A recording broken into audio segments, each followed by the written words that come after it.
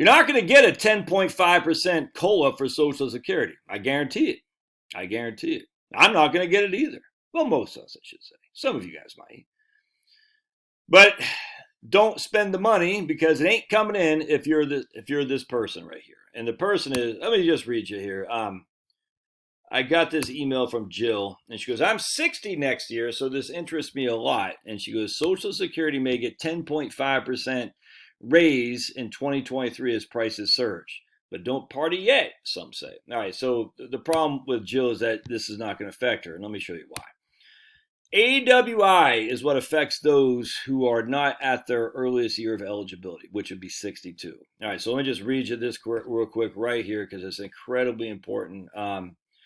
The reason comes down to the National Average Wage Index, which is used to calculate Social Security benefits who are not at their earliest year of eligibility, 62. All right. In 2020, signs emerged that AWI had dropped dramatically from 2019. Remember that?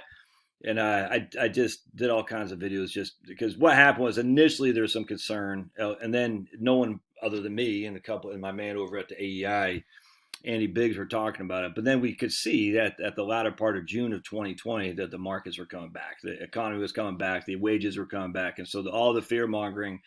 Even that the Social Security actuary did in July for this potential wage decrease of 5.9.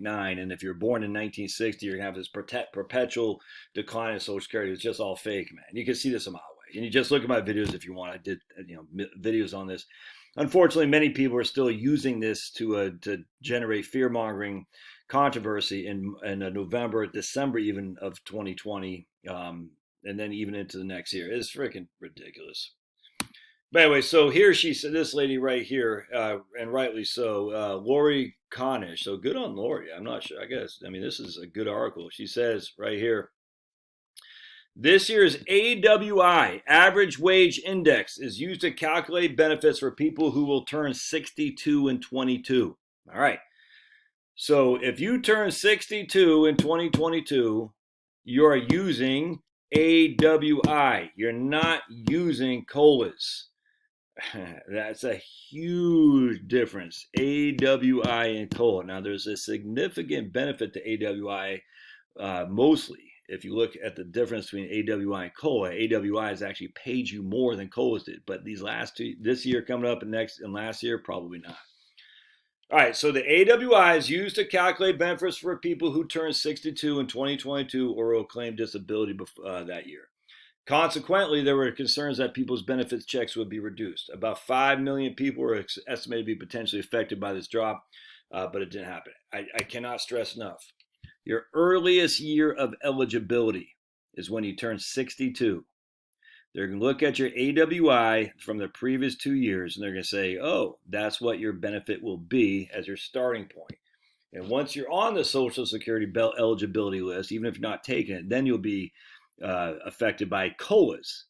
But you're not affected by COLAs if you're like me. I'm 52. COLAs don't mean anything to me. AWI does. And we don't know what the AWI is. I did some quick research. I have no clue.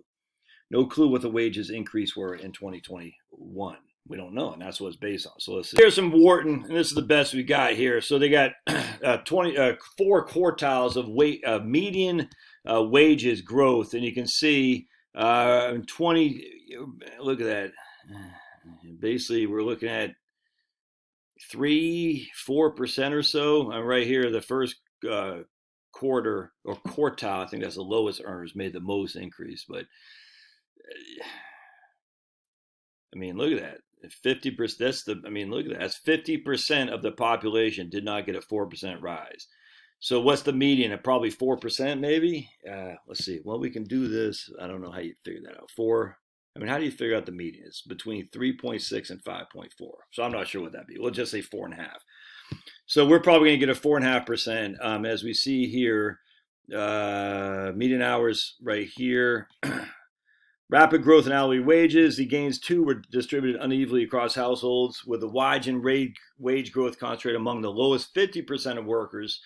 For the 25% of workers with the lowest wages, growth in hourly earnings increased from to about 6.5%. So that's good for them, but it's not. That's only 25% of the people, and they take the whole thing, if that makes sense. By contrast, hourly earnings for the highest paid workers stagnated in 2021. So I don't know, man.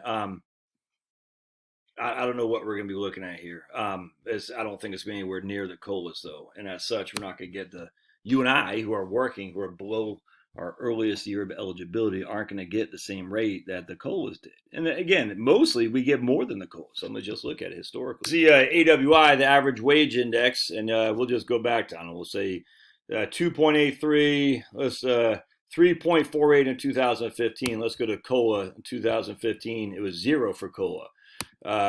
2016, 1.13. 2016 was 0.3 for COLA. So 2017 was 2% and 2.8 respectively, 3.45, 3.62. So we're not going to get anywhere near on the average wage indexing that the COLA people will get. And again, the COLA people are simply the people who are able to take Social Security. Whether or not they do or not is relevant.